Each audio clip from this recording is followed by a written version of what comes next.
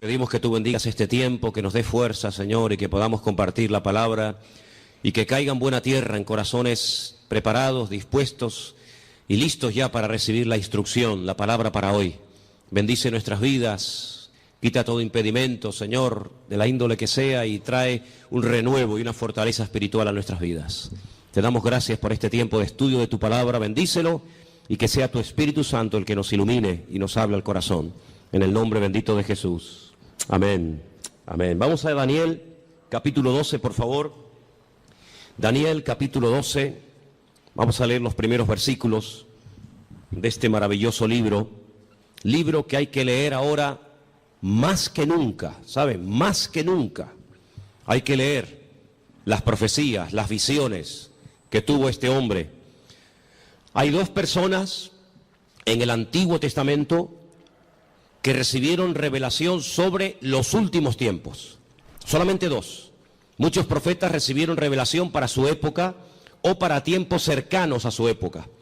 Pero hay dos profetas que especialmente destacan, dos hombres que especialmente destacan por encima de los demás. Uno es el profeta Daniel. Dice la Biblia que muchas de las cosas que él recibió y muchas de las cosas que él dejó escritas en su libro, él no las entendía. Él por fe las escribía y ahí las dejaba, y el Señor le decía, esto es para el fin de los tiempos, para los últimos días. Y otro hombre que dice literalmente en Génesis 49:1, no lo vamos a leer, pero si lo quieren, recuérdenlo. Génesis 19:1, un hombre que antes de morir llama a todos sus hijos, me refiero al patriarca Jacob, y les dice, acercaos, que os voy a declarar lo que va a pasar en los últimos tiempos. Y esa palabra, los últimos tiempos, aparece también con las mismas palabras en el libro de Daniel.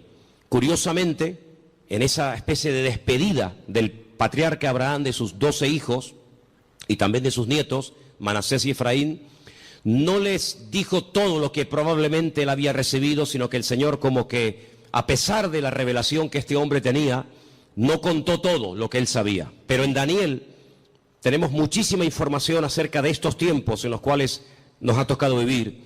Y a partir del versículo 1 vamos a comenzar a leer, y dice así la palabra del Señor. ¿Lo tienen, hermanos? Daniel 12:1. Realmente, para entender el capítulo 12 hay que comenzar a leer desde el 10. Son capítulos muy largos, muy profundos, y por cuestiones de tiempo no lo vamos a leer hoy. Pero yo les pediría a ustedes que hoy o a lo largo de esta semana lean tranquilamente los capítulos 10, 11 y 12 del libro de Daniel, para que veáis qué información tan tremenda el Señor nos está dando a través de este hombre. En aquel tiempo se levantará Miguel, el gran príncipe, que está de parte de los hijos de tu pueblo. Será tiempo de angustia, cual nunca fue desde que hubo gente hasta entonces.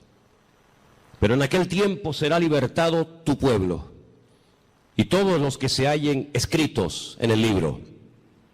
Muchos de los que duermen en el polvo de la tierra serán despertados, unos para vida eterna y otros para vergüenza y confusión perpetua.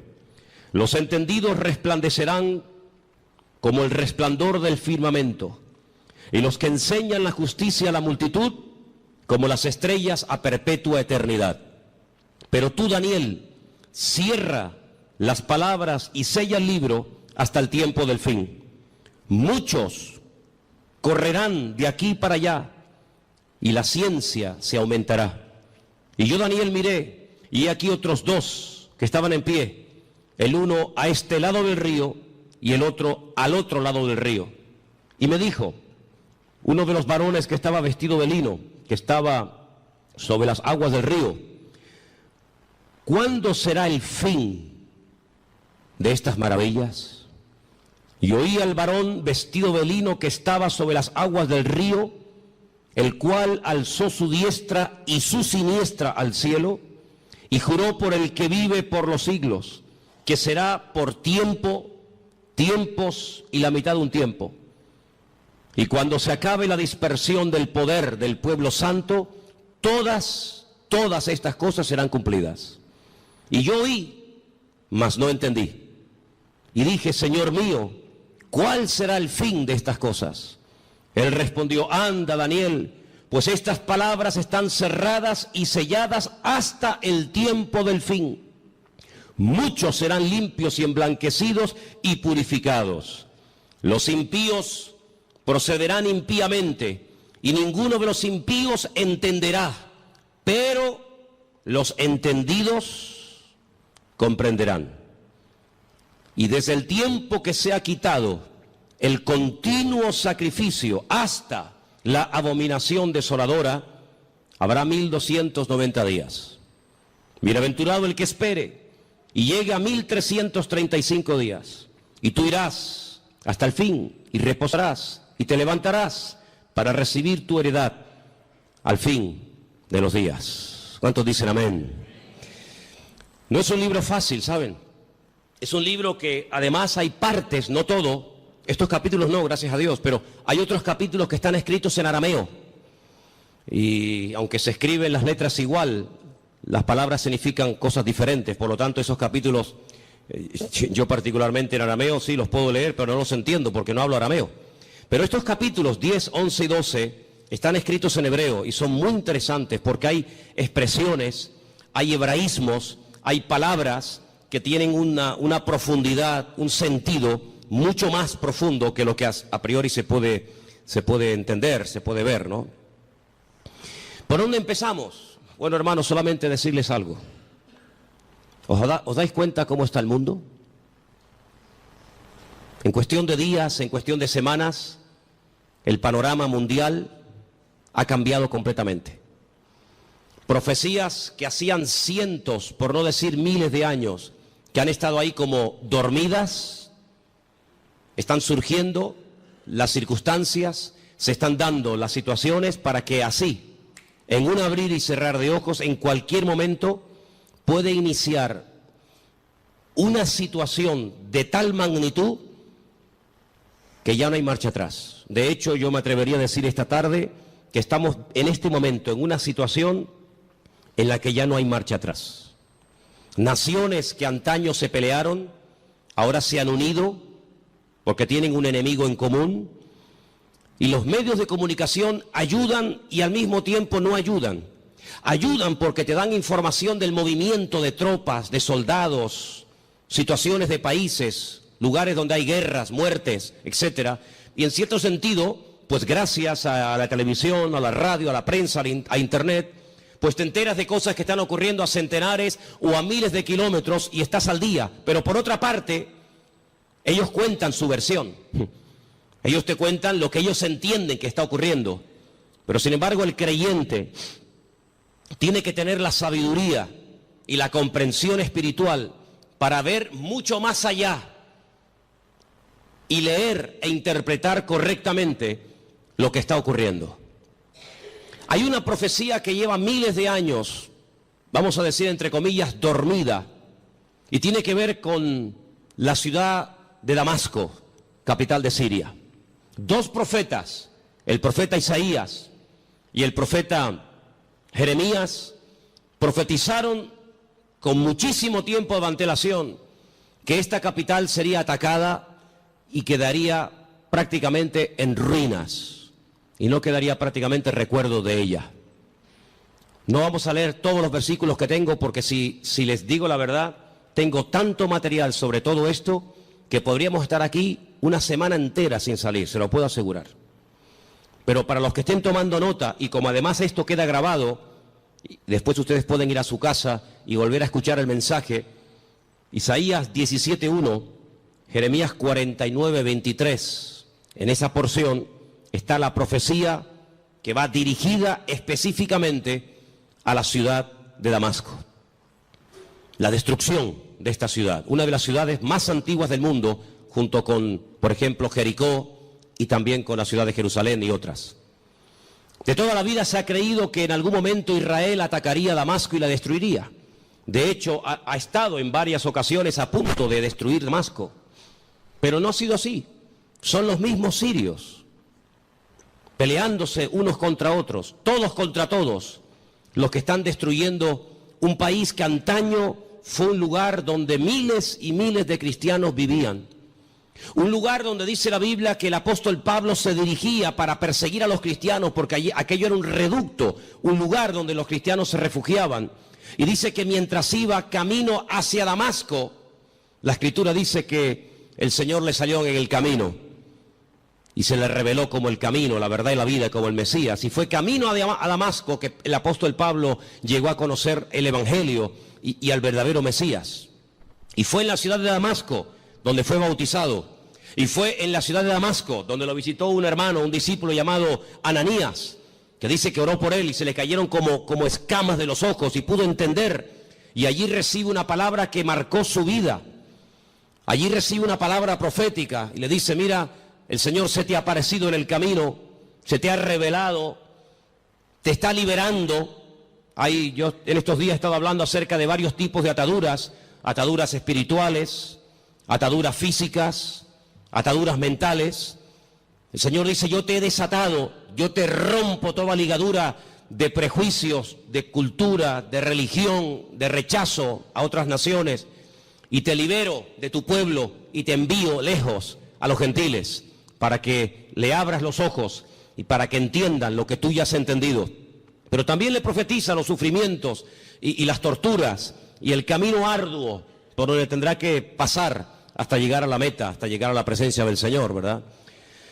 Y estamos viendo cómo en Siria ya sinceramente todas las cifras se quedan cortas, porque ¿quién realmente sabe cuánta gente ha muerto, cuántos están muriendo, cuántos van a terminar de morir en el país de Siria, un país que está en el norte de Israel, que lo separa, digamos, esa frontera natural llamada los Altos del Golán, esa especie de balcón donde allí se encuentra el famoso Monte Hermón, ¿verdad?, del cual habla el Salmo 133, ¿verdad? Mirad cuán bueno y cuán delicioso es los hermanos juntos en armonía, y ahí habla de ese hermoso monte.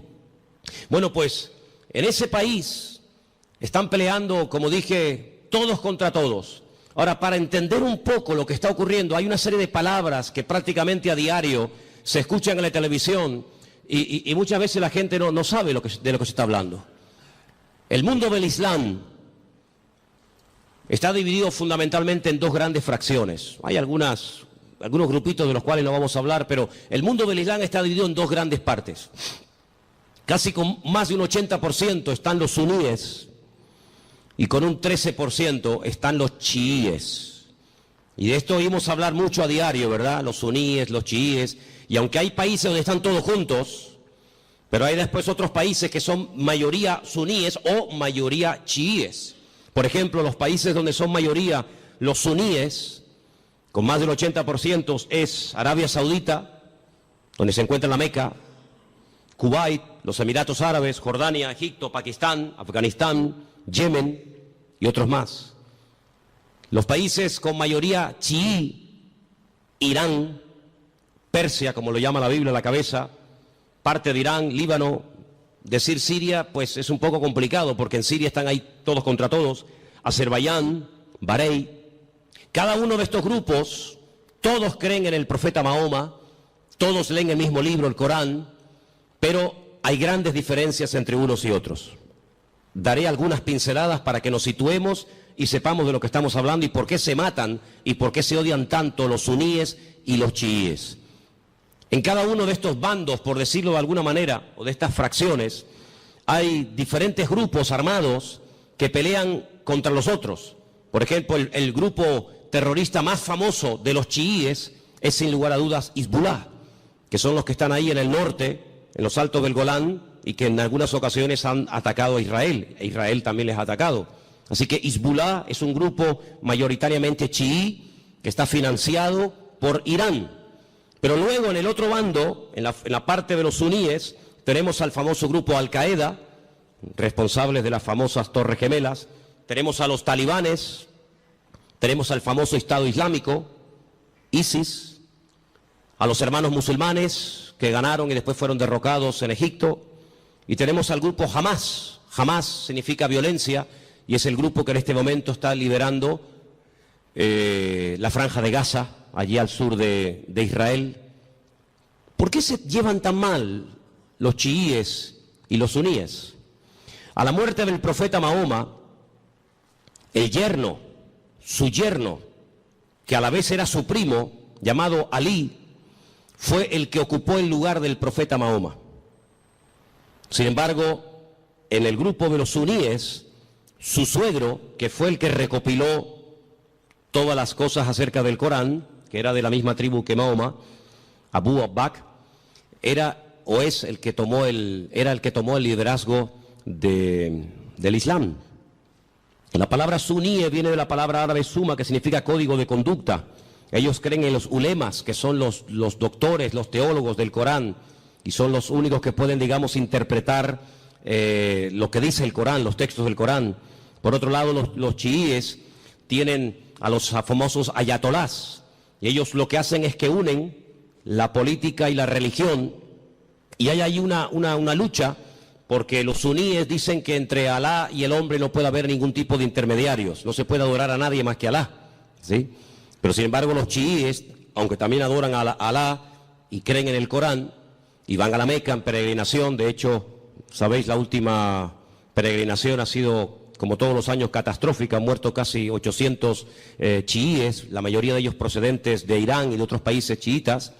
Pues ellos además en sus mezquitas tienen fotografías de sus mártires, entre comillas, de sus santos, y en cierto sentido como casi que los veneran. Así que estos dos bandos están enfrentados los unos contra los otros. Y allí en Siria, por ejemplo, están peleando los chiíes contra los suníes contra los chiíes. Unos son apoyados por unos países, otros son apoyados por otros países. Pero curiosamente nada de lo que ocurre en el mundo ocurre por casualidad. Todo tiene una razón de ser. Los hombres no pueden ir de un lugar a otro si Dios no lo permite. Las naciones no pueden dejar sus territorios y abarcar o conquistar otros territorios si Dios no lo permite. Todos los cambios que está habiendo en la geografía, en la política, en la economía, no es producto de la casualidad ni de la locura de cuatro locos, sino que todo esto es el movimiento que Dios permite que se lleve a cabo para el cumplimiento de las profecías, tanto de Daniel como de Ezequiel y otros grandes varones de Dios, que pronosticaron con cientos y con miles de años de antelación todo lo que iba a ocurrir. Curiosamente, Irán, que no son árabes, no confundan, los iraníes no son árabes, son persas, es el segundo animal, la segunda parte de la figura que vio Daniel en aquel sueño, pues dice que ya se han unido con el gran enemigo del norte, que es Rusia, y ya han comenzado a atacar a los enemigos del presidente de Siria, y ya dentro de pocos días comenzará una invasión por tierra, y ya están allí miles y miles de soldados rusos, armados hasta los dientes, ya están atacando posiciones del famoso Estado Islámico y otros también que no tienen nada que ver con el Estado Islámico. Y mira tú por dónde dos países, uno tremendamente religioso como es Irán, y uno tremendamente ateo, como supuestamente se cree que son los rusos, pues resulta que se han unido porque dice que van a ayudar. Fíjate qué bondadosos y qué maravilla. Van a ayudar a un país que está lejos de sus fronteras, pero que tienen que ir a echarle una mano porque si no va a ser destruido. Solamente hay 5 ciudades de Siria que en este momento están bajo el dominio del presidente Bashar. El resto del país está prácticamente destruido o tomado por otras fracciones. Y mira tú por dónde. La semana pasada, la costa de Siria y la costa de Israel se llenaba de portaaviones chinos, armados hasta los dientes con armas nucleares, con misiles, con bombas, misiles de largo y de corto alcance, capaces de recorrer centenares y miles de kilómetros. Y mira tú por dónde naciones como China, que no tiene nada que ver con Siria, o Rusia, que está allí con sus problemas, y los iraníes, que tienen también sus problemas recién salidos de todo este follón que han tenido, resulta que ahora se están uniendo como amigos porque van a liberar a Siria. Y nos vamos a quedar con esta información, nos vamos a quedar simplemente con la idea de que van a ayudar a Siria y cuando se arregle la situación en Siria cada uno se va a retirar a su respectivo país. ¿Y quién paga esas bombas? ¿Quién paga esos gastos? Los muertos que van a caer por ambas partes, las familias, los uniformes, las balas, los cañones, la gasolina, el gasoil, los aviones, los helicópteros. ¿Por qué todo esto? La Biblia nos dice por qué.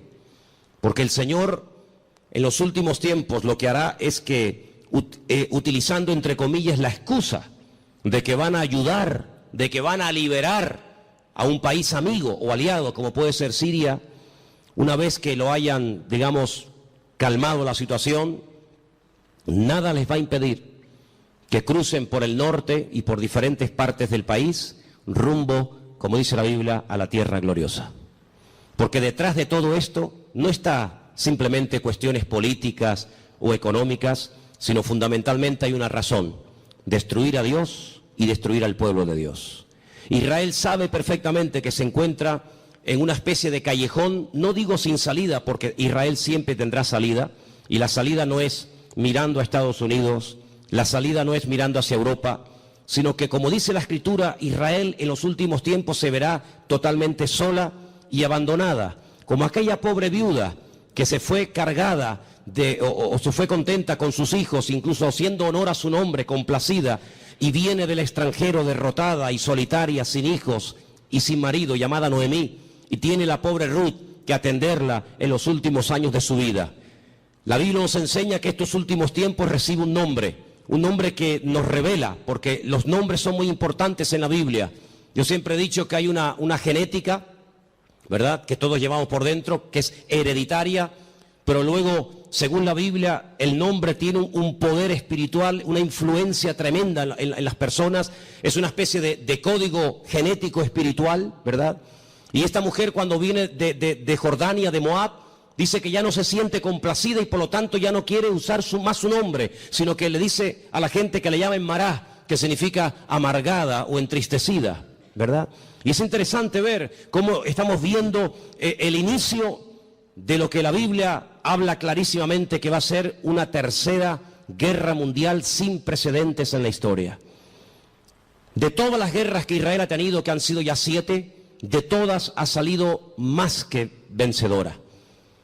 Le han atacado por todas partes, de noche, de día, en plenos días de fiesta importantes, por todas partes. De todas y cada una de las guerras que Israel ha tenido hasta el día de hoy, de todas ha salido victorioso.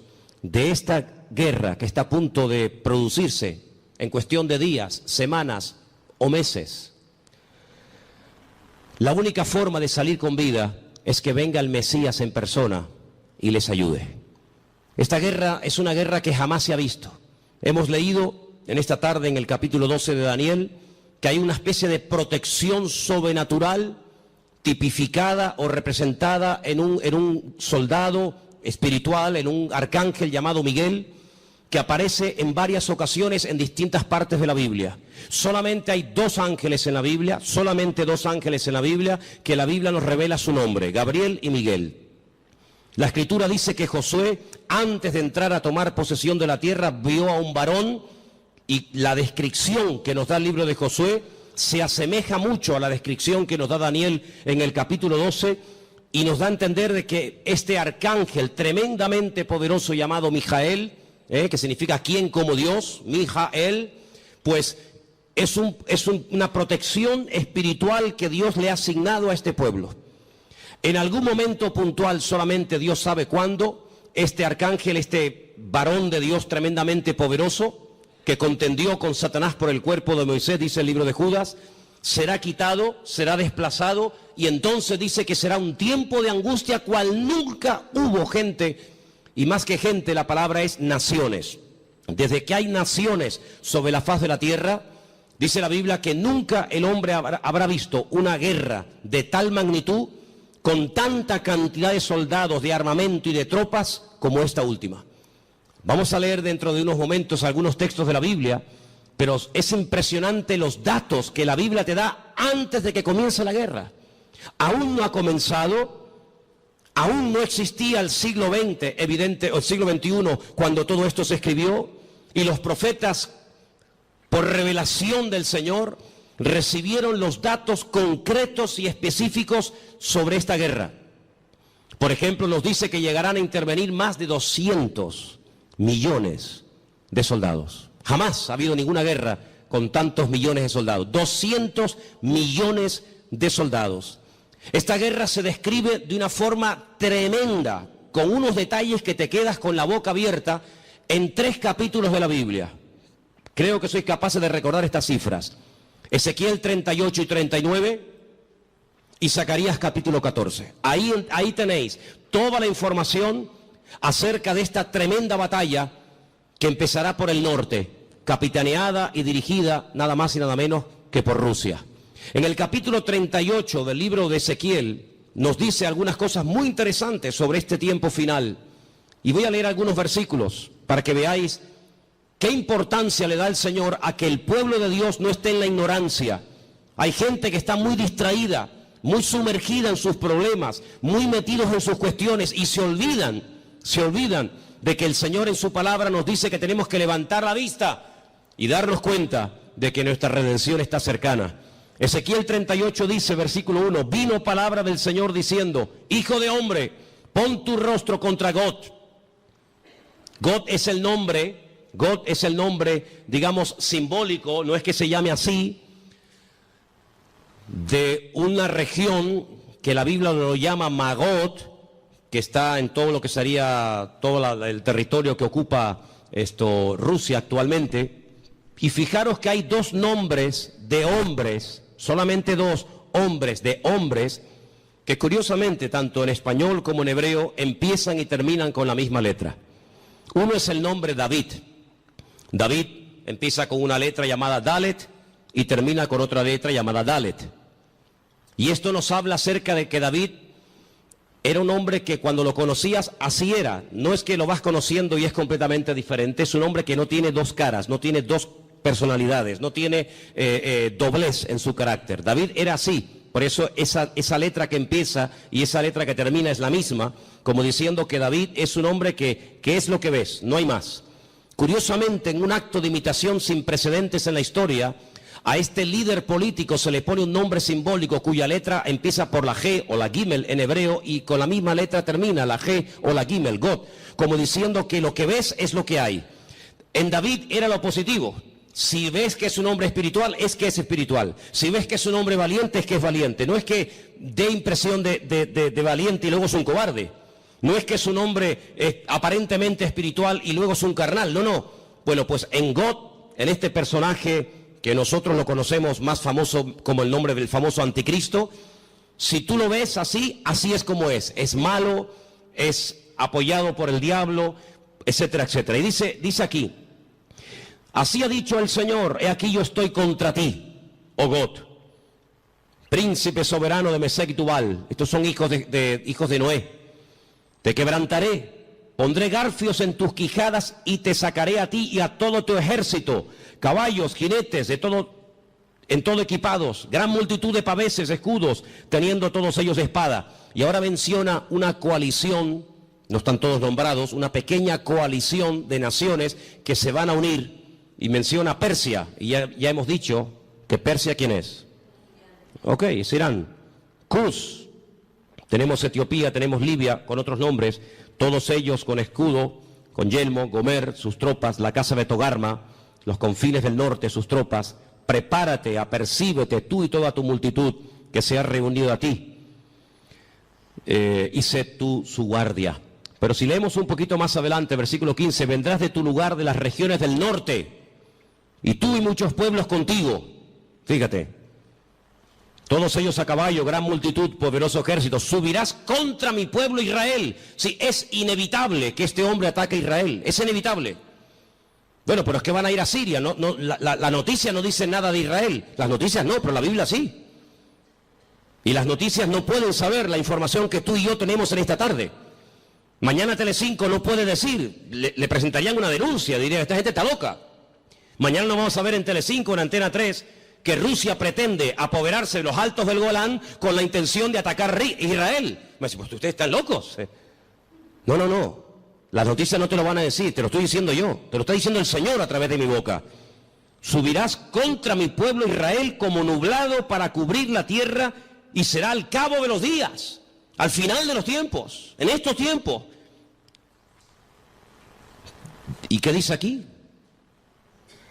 Y te traeré sobre mi tierra.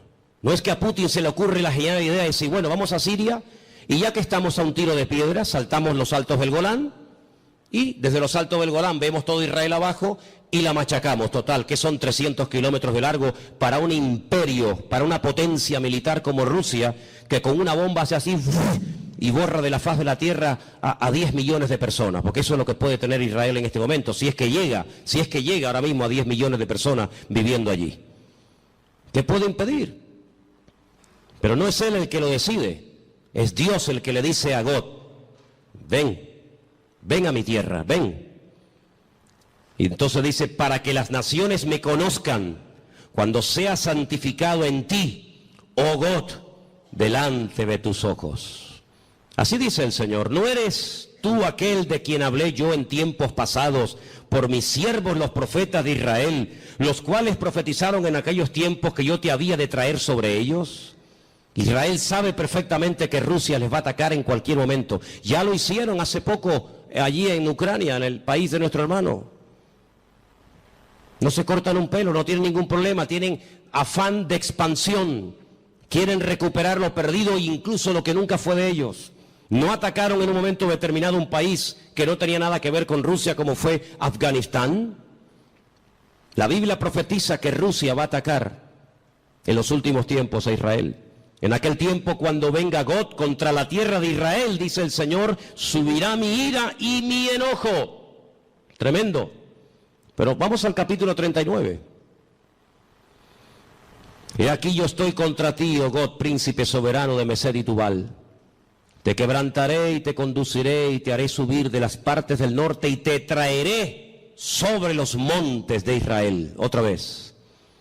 Te sacaré tu arco de tu mano izquierda y te derribaré tus saetas en tu mano. Sobre los montes de Israel, ahora viene la palabra tremenda. Sí, es verdad, Rusia atacará a Israel, pero sobre los montes de Israel caerás tú y todas tus tropas, y los pueblos que fueron contigo, y aves de rapiña de toda especie, las fieras del campo, le he dado por comida. Sobre la faz del campo caerás, porque yo he hablado, dice el Señor. Impresionante, ¿eh? Enviaré fuego sobre Magot, sobre los que moran con seguridad en las costas, y sabrán que yo soy el Señor. Y haré notorio mi santo nombre en medio de mi pueblo Israel, y nunca más dejaré profanar mi santo nombre. Y sabrán las naciones que yo soy el Eterno, el Santo de Israel. He aquí viene y se cumplirá, dice el Señor, este es el día en el cual yo he hablado. Los moradores de la ciudad de Israel saldrán y encenderán y quemarán armas, escudos, paveses, arcos, saetas, dardos de mano y de lanzas, y los quemarán en el fuego por 7 años.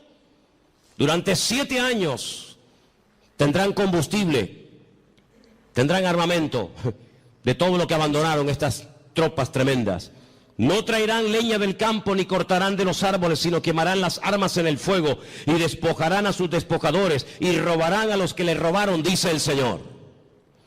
En aquel tiempo, qué tremendo.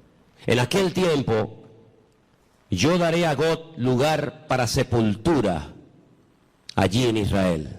Allí va a ser enterrado este personaje que lo llamamos el anticristo, que Ezequiel lo llama God. Allí va a ser enterrado, y después le voy a decir cómo el Señor es tan misericordioso que permite que el anticristo o God, ¿por qué el Señor permite a un personaje tan ruin y tan malo que sea enterrado en Israel y no despedazado, comido por las fieras? Vais a ver qué misericordioso es el Señor. En aquel tiempo yo daré a God lugar para sepultura allí en Israel, en el valle de los que pasan al oriente del mar, obstruirá el paso a los transeúntes, pues allí enterrarán a God y a toda su multitud, y lo llamarán el valle de Hamón God, que significa la multitud de God. La casa de Israel los estará enterrando por 7 meses. ¡Qué matanza, hermanos! 7 meses enterrando cadáveres. Impresionante, ¿eh? Versículo 13. Los enterrará todo el pueblo de la tierra, y será para ellos célebre el día en el que yo sea glorificado, dice el Señor. Tomarán hombres a jornal que vayan por el país con los que viajen para enterrar a los que queden sobre la faz de la tierra, a fin de limpiarla, y al cabo de 7 meses harán el reconocimiento. Pasarán los que irán por el país, y el que vea los huesos de algún hombre pondrá junto a ellos una señal, hasta que los entierren los sepultureros en el valle de Hamón God. Versículo 21, pondré mi gloria entre las naciones y todas las naciones verán el juicio, mi juicio que habré hecho y mi mano sobre ellos. Es increíble, ¿no? Como el profeta Ezequiel pudo describir con una exactitud tremenda cuánto tiempo estarán enterrando cadáveres, cuántos años quemando armamento al fuego. ¿Quién es este hombre God? Si ustedes estudian los nombres de los hijos de Noé, porque de ahí arranca todo, una de las cosas que tenemos que tener bien claro es que el futuro está escrito, está codificado en el pasado. Todo está escrito en el Génesis. Y para poder comprender lo que va a pasar en el futuro, hay que saber lo que pasó en el pasado. 3 hijos tuvo Noé: Sem, Can y Jafet. Cuando Noé sale del arca, planta una viña, dice la palabra de Dios que se emborrachó, perdió el control, se emborrachó, quedó desnudo en medio de su tienda. Y uno de sus hijos, Can, dice el texto hebreo, que se rió, se burló de su padre, no lo cubrió, no lo tapó, lo humilló, se lo contó a sus hermanos, incluso hasta intentó propasarse con su propio hermano, con su propio padre. Sus 2 hermanos fueron de espaldas caminando y taparon a su padre. Fíjate qué misericordioso es el Señor, que este personaje que es descendiente de Jafet, no de Can, no de Sem, sino de Jafet, por haber cubierto a su padre, él será cubierto con tierra en los últimos tiempos, en la tierra de Israel. El refrán dice, midá keneged midá, lo que siembras es lo que cosechas, medida por medida. ¿Por qué esperó el pueblo de Israel por María? Al fin y al cabo era una, el resto era tanta gente, 2 millones de personas. ¿Por qué esperó todo el pueblo por María?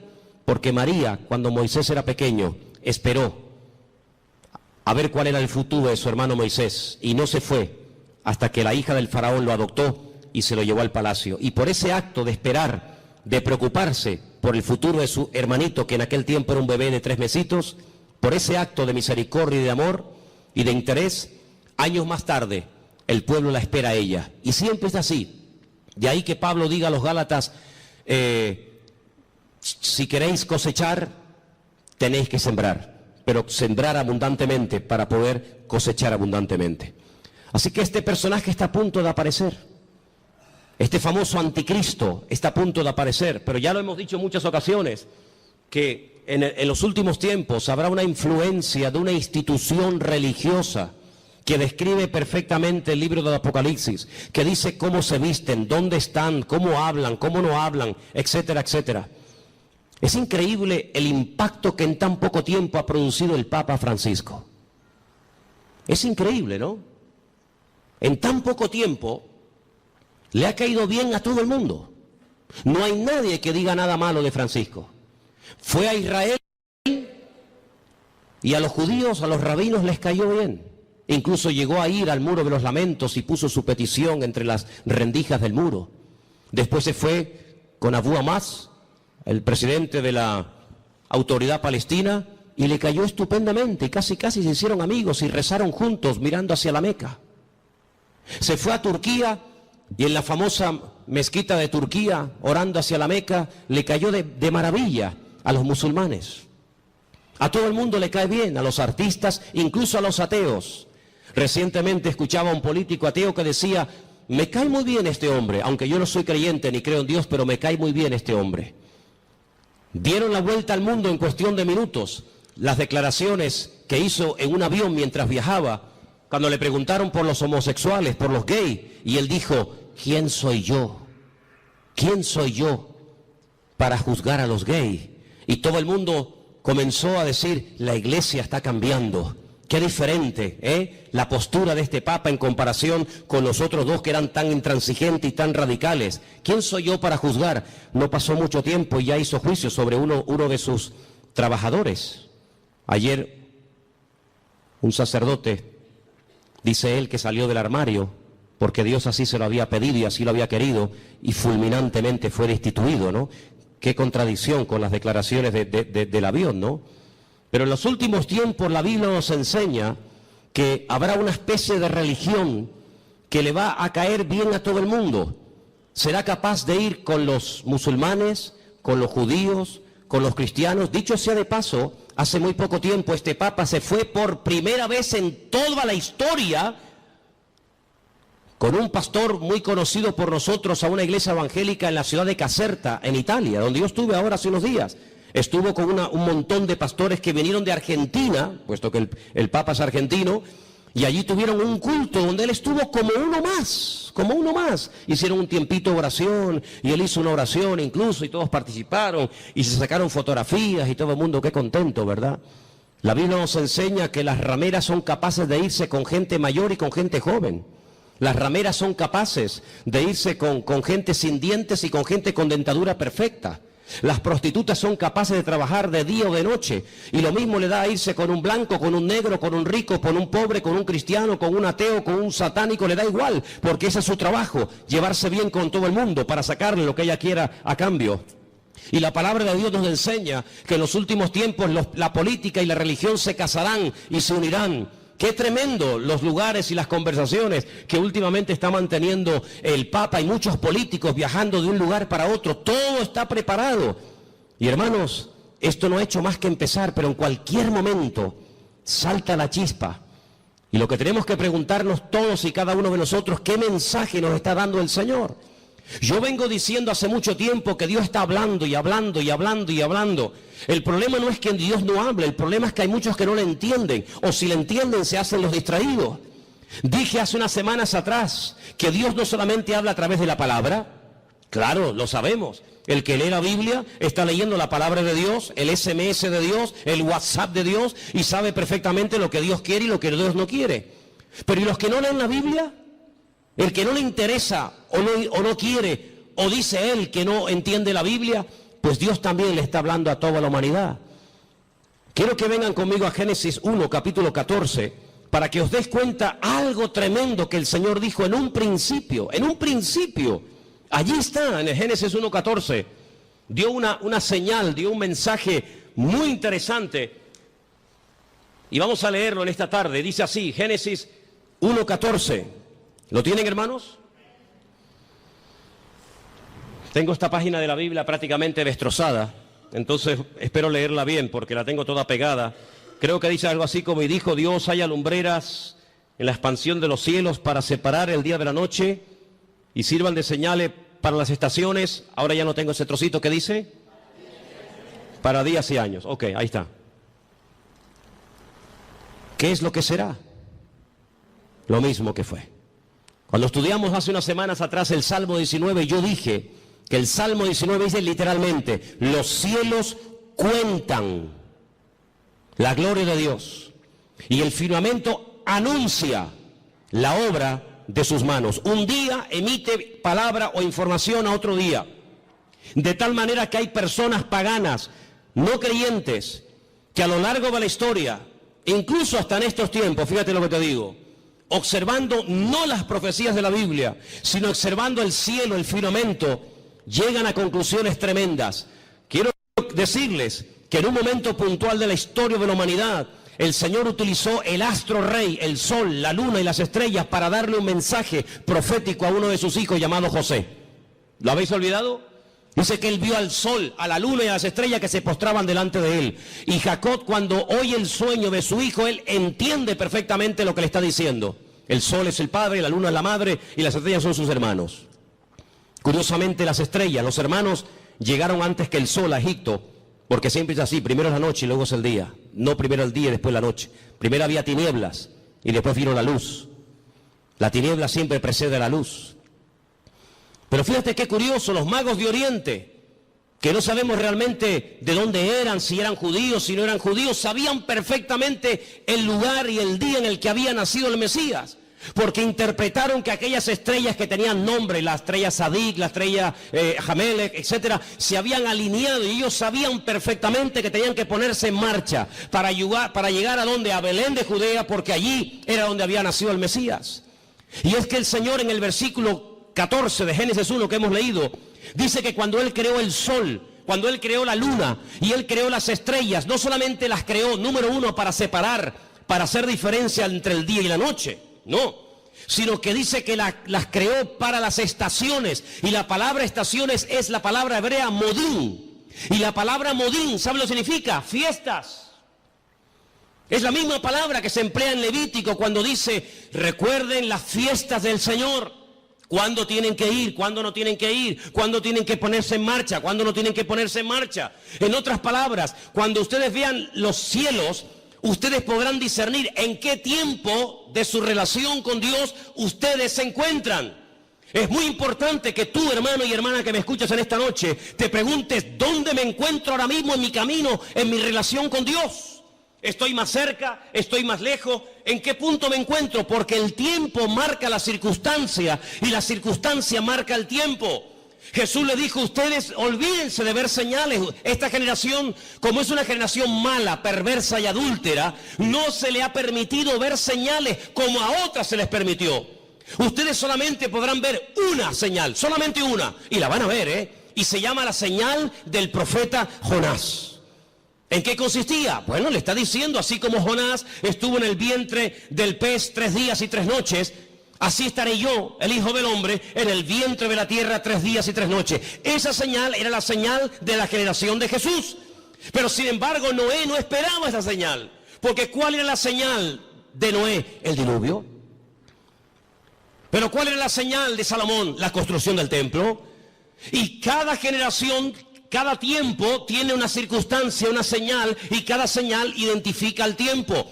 Por eso podemos saber ahora mismo en qué tiempo, en qué lugar, en qué punto del camino yo me encuentro en mi relación con Dios por lo que estoy viendo. Porque repito, la señal, la circunstancia política, social, económica, espiritual, etcétera, etcétera, marca el tiempo en el que yo estoy viviendo. Yo no puedo ver, no puedo orar para ver el nacimiento del Mesías porque Él ya nació, no es la señal de mi tiempo.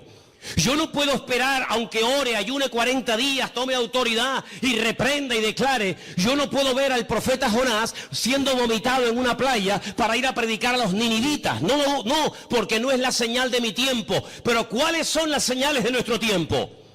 Pues algunas de las que les estoy diciendo esta noche. Como Rusia, Persia, las naciones árabes, Europa y el mundo entero le darán la espalda a Israel. Y ustedes dicen, pero ¿cómo es posible que todos? Es que no hay ni uno. No hay ni uno que apoye a Israel. Dice, bueno, los americanos, ya no es como antes. Ya no es como antes. Israel se verá más sola que la una. Y solamente podrá mirar en una sola dirección, hacia arriba. Al Señor tu Dios adorarás y a Él solo servirás. Era como la señal profética en el arca de Noé. El arca de Noé no eran balcones como estos cruceros hermosos que abres la ventana de tu habitación y sales a una terraza. No, el arca de Noé no tenía ventana, no tenía ojo de buey, tenía una sola ventana arriba. No podían mirar a derecha, izquierda, delante o detrás, no. El arca de Noé no tenía timón, porque no había que dirigirla a ninguna parte, Dios la dirigía. Y si querías mirar a algo, a una dirección, si era de día o de noche, arriba, nada más que arriba. Y eso es lo que el Señor quiere que nosotros hagamos, que solamente mires arriba. ¿Y quién está arriba? El Señor, Dios Todopoderoso, nuestro Señor, Rey de Reyes y Señor de Señores, no solamente a Él. Y por eso, amados hermanos, esta es la señal de nuestro tiempo. ¿Qué pinta Rusia en Siria? ¿Qué pinta Irán? Que el objetivo no es Siria. Que el objetivo no es llegar y controlar a ISIS y fulminarlo, que no. Que si hubieran querido fulminar a esto, ya lo hubieran hecho hace mucho tiempo. Si Rusia, si Estados Unidos quisiera arreglar el problema de Siria, de los yihadistas, ya lo hubieran hecho. No hay problema en eso. No lanzó una bomba Estados Unidos sobre una ciudad japonesa llamada Hiroshima y se cargó a más de 500.000 de personas así. Y no lanzó otra sobre Nagasaki y en cuestión de segundos hizo, la borró de la faz de la tierra. Que el problema no está en que no se pueda contra ellos, sí se puede contra ellos. El tema es que cada pieza tiene que encajar en el puzzle del Señor. Y el Señor ha puesto a esta gente allí.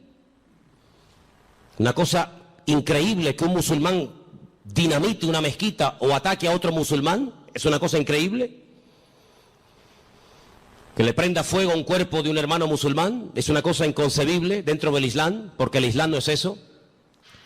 Pero con esa excusa las potencias se están uniendo, pero no se dan cuenta de que es el Señor el que les está diciendo, vengan, vengan.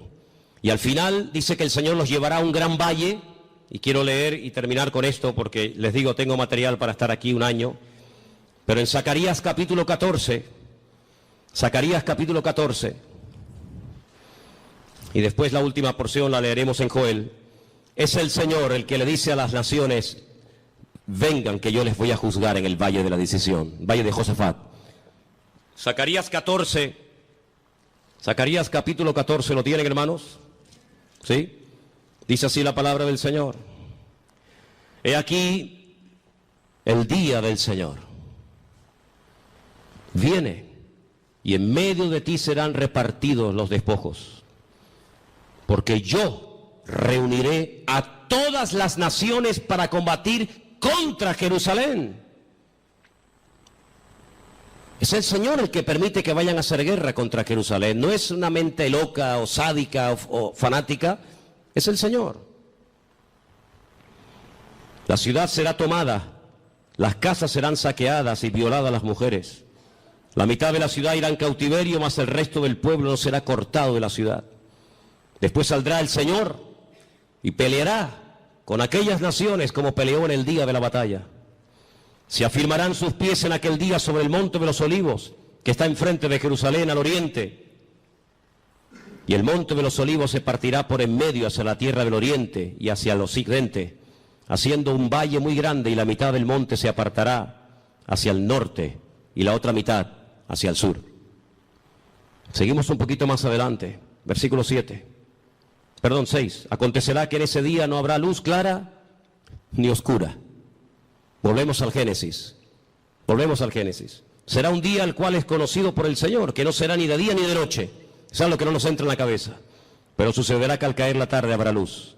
Acontecerá también en aquel día que saldrán de Jerusalén aguas vivas, la mitad de ellas hacia el mar oriental y la otra mitad hacia el mar occidental, en verano y en invierno. Y el Señor será el rey sobre toda la tierra, y en aquel día el Señor será uno, y uno será su nombre. Vamos a ir al versículo 12. Esto nunca ha pasado en ninguna guerra bíblica. Esta será la plaga con la que herirá el Señor a todos los pueblos que pelearon contra Jerusalén. La carne de ellos se corromperá estando ellos sobre sus pies. No es que cuando te pegan un tiro, te meten una puñalada, te duele y te caes poco a poco al suelo. No va a pasar así. Va a ser algo fulminante. La carne de ellos se consumirá estando sobre sus pies. Se consumirán en las cuencas sus ojos, y la lengua se les deshará en la boca. Y acontecerá en aquel día que habrá entre ellos gran pánico, enviado de parte del Señor, y trabará cada uno en su mano a su compañero, y levantará su mano contra la mano de su compañero. Se matarán unos a otros. Algo milagroso. Sigo más adelante, versículo 15. Así también será la plaga de los caballos, de los mulos, de los camellos, de los asnos y de todas las bestias que estuvieren en aquellos campamentos. Todos los que sobrevivieren de las naciones que vinieron contra Jerusalén subirán de año en año para adorar al Rey, al Señor de los ejércitos, y a celebrar la fiesta de los tabernáculos. Y pueden seguir leyendo para que veáis qué cosas tan interesantes se dicen ahí. Aquí predice la Biblia que las armas químicas, bacteriológicas y nucleares se van a usar, hermanos. No te quepa la menor duda. Estando de pie, se desmigajan, desaparecen como si fueran polvo, como si fueran ceniza. Así describe el profeta Zacarías la muerte de la gente en esta batalla, en el valle de Josafat, valle de Megido. Napoleón, cuando llegó a Israel, visitó el valle de Josafat o el valle de Megido y dijo: este valle está preparado para librar una gran batalla. Y efectivamente, en ese lugar, dice el Señor, que es como una olla, como un lagar, el Señor entrará allí en juicio con todas las naciones, 200 millones de soldados, tierra, mar, aire, por todas partes, árabes, europeos, de todas las partes del mundo, peleando por conquistar Israel, por arrasar de la faz de la tierra a este pueblo, por conquistar Jerusalén y por decir: hemos ganado, hemos vencido, hemos humillado al Dios de Jacob, al Dios de Isaac y al Dios de Abraham. ¿Qué les parece? Ya no es una guerra contra hermanos, ya no es una guerra con una familia, ya no es una guerra contra otro país, ya es una guerra contra el mismísimo Dios. Cargarse a Dios, borrar a Dios de la faz de la tierra. Pero hay una señal que está apareciendo en los últimos tiempos, y te la dejo ahí para que medites en ella. Y dice la Biblia literalmente lo siguiente: el sol se convertirá en tinieblas y la luna en sangre antes de que venga el gran día y espantoso del Señor. Qué curioso, ¿no? Hasta Dios hablando a través de los eclipses, a través de las famosas lunas de sangre, que curiosamente tanto el año pasado, 2014, como este año 2015, siempre han aparecido coincidiendo o con Pesaj, la Pascua, o con la fiesta de los tabernáculos. Qué curioso, el año pasado y este año otra vez volvió a aparecer una cuarta luna roja en el día de Pesaj o de Pascua, y recientemente, hace unos días, en la fiesta de los tabernáculos. Dios hablando, porque un día emite palabra, otro día, los cielos cuentan la gloria del Señor. Lo que puedo decir con todo esto es que nos queda poco tiempo. La humanidad va a entrar en un callejón sin salida, pero dice la Biblia que tenemos que velar, tenemos que orar, buscar del Señor más que nunca, no perder el tiempo. No dejes que el enemigo te robe la paz, ni dentro de tu casa ni fuera de tu casa. No dejes que el enemigo arrebate la bendición que tanto le costó al Señor ganar en la cruz por ti y por mí. Así que en esta tarde es tiempo de acercarnos al Señor, es tiempo de decirle: Señor, recompón mi vida, restaura. Hay voces por aquí, voces por allá, el mundo se está cayendo a pedazos, la ciencia aumentará, la gente corre de un lado para otro, gente de oriente a occidente, de aquí para allá. Pero todo esto es la señal de que pronto te corre de un lado para otro, gente de oriente a occidente, de aquí para allá. Pero todo esto es la señal de que pronto viene el Señor a buscar a su pueblo. ¿Cuántos dicen amén? Cierra tus ojos, hermano. Cierra tus ojos. Lee tranquilamente hoy en casa. Ezequiel